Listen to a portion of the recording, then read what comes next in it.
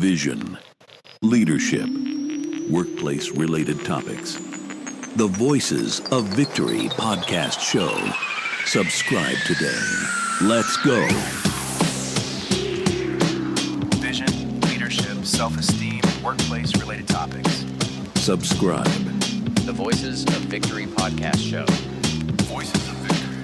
Vision, Voices of Victory. leadership, Voices of Victory. workplace-related topics.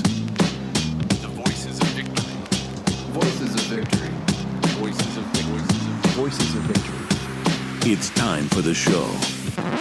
You are now listening to the Voices of Victory podcast show. Ladies and gentlemen, Mario Di Leone. And welcome back to Voices of Victory, episode titled Teachable versus Deliverable, when polarization in the workplace clouds performance. Let's talk about it. Welcome back to Voices of Victory. If you haven't been here before, we talk about several different topics, and today we're diving into a wonderfully murky topic like lukewarm coffee left in a break room with no label and way too much damn creamer.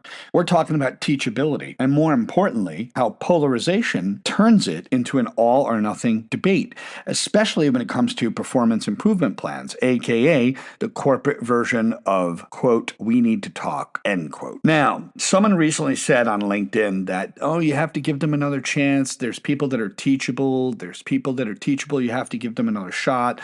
There's teachability. People are teachable. People are coachable. I get it. I understand coaching because I am one. I understand the concept, but it is not an objective response. When people say, give them 700 more chances, it's not objective. There's no objectivity in that whatsoever. It's polarized. You're only looking at one side of the equation. Period. End of story. That's what I'm going to say. Because when someone recently says, if someone is teachable, they should always be given a chance, that's a problem we have to look at. Listen, I get it. That sounds nice. Like a warm hug wrapped in a TED Talk. I get it. It screams compassion. It whispers nurturing leader energy, which is important. Don't get me wrong. I'm not disagreeing with the fact that people need to be given chances because they do. But here's the problem. Being teachable doesn't mean they're doing their job. So let's not get it twisted because people like to twist things up because they want to make a new post out there. There's a narrative to send out to the world. There's a narrative to portray. So you could be open to feedback and still miss deadlines like it's part of your job description. You can be full of potential and running on a low battery for 3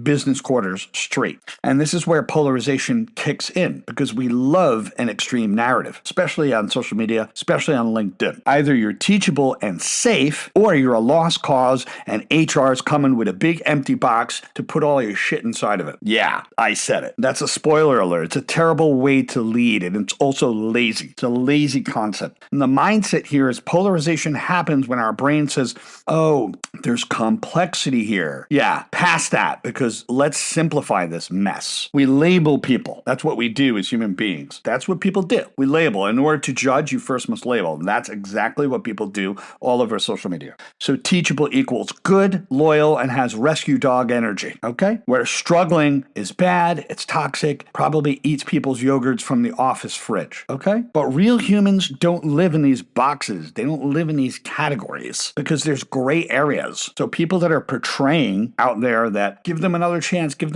like how many chances are you going to give somebody when there's a behavior and an impact, and the impact is actually hitting your bottom line of the company? You tell me. We don't live in these categories as real human beings. You could be kind, you could be coachable, you could be completely unproductive at the same time. You could be efficient, you could be competent, but you could be emotionally allergic to teamwork and hard work. Struggling today and soaring 6 months from now? Yes, that is indeed possible. That is indeed possible. We don't hire robots. We hire human beings. We hire people. That means there's a nuance. Yes, even in the tech industry, there's nuance. So, what about action? Okay, leaders, let's take a deep breath. Let's break this down like grown-ups. Let's separate attitude from output, please. Just because they smile through the feedback doesn't mean the spreadsheet and the work is actually getting done. You got to document impact, not just intent. There's a behavior and there's an impact. Let's not get it twisted. Your team's not paid in vibes. They're paid in deliverables. But that doesn't constitute constitute that they shouldn't have a good vibe. They need to have a good vibe and a good work ethic and have deliverable work. So that's why people use the PIP, Performance Improvement Plan. It's like a GPS, not a guillotine. Although it can legally protect a company, that's the downside to it. But let's frame it up like this. You've been open to learning. Cool. Let's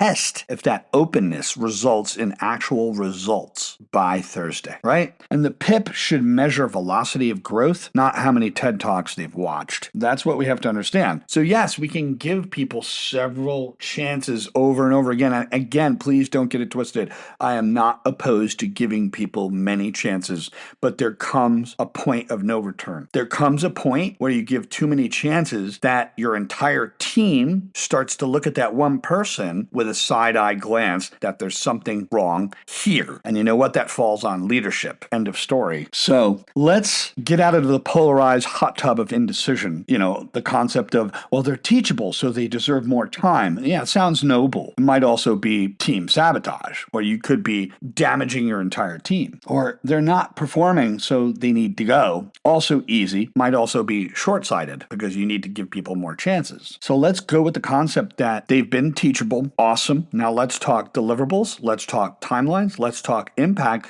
And let's talk about how we can help you improve. Support was given. Structures in place. Now we got to measure your growth, not just your goodwill. And let's help you improve. Let's give you everything that you need so you can soar. And that's the thing. If someone has everything they need and they squander it out of laziness, or squander it out of complete lack of attention span, or they squander it because they just don't care, you have to ask them why they actually want to work there. Everybody has a why. Everybody has a set of reasons as to why they want to work somewhere. And that's something to think about, because your why is the reason why you're there. Because real leadership is choosing both clarity and compassion. That's the bottom line. You're being teachable is great. It's fantastic. I don't disagree with it. But unless you're hiring for a learning enthusiast position, being deliverable is part of the job. It is a balance between teachable and deliverable. Now, I want to just say thank you for hanging out in this beautiful gray area with me on Voices of Victory, because this episode was not about being mean. It was not about being harsh. It's about being objective, being honest, and having a sense of compassion and kindness. Leadership isn't black or white. It's more like a grayscale Rubik's Cube with an emotional set of landmines to go along with it. So guess what? If you've ever struggled with the dance between kindness and accountability, congrats. You're probably doing it right. Until next time, stay strong, stay sharp, stay teachable, stay deliverable. And whatever you do, don't confuse potential with performance. Have a great day, and see you on the next episode.